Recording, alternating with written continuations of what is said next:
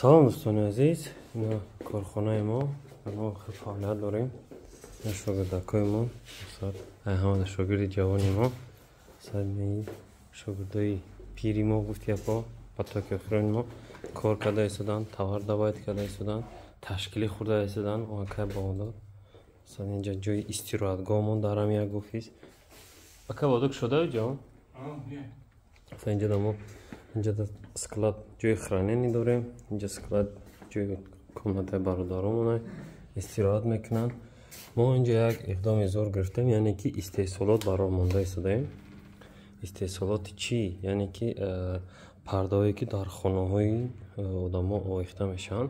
مثلا استاد این ابرزه متریال و مثلا همه اینا رو ما کار کرده چی میگن جمع گیر کرده وای کردیم. ما ماشینو گرفته وای کردم.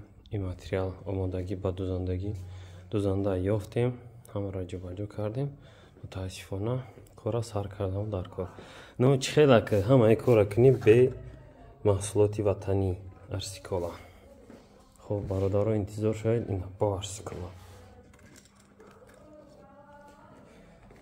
برادران دعاگو باشین در حق ما و ما برای کار موفقیت و شما نیز موفقیت ها خواهان خدا هر یکی شما را و چنین امکانات ها نایل بگردانه. زنده و سلامت باشید.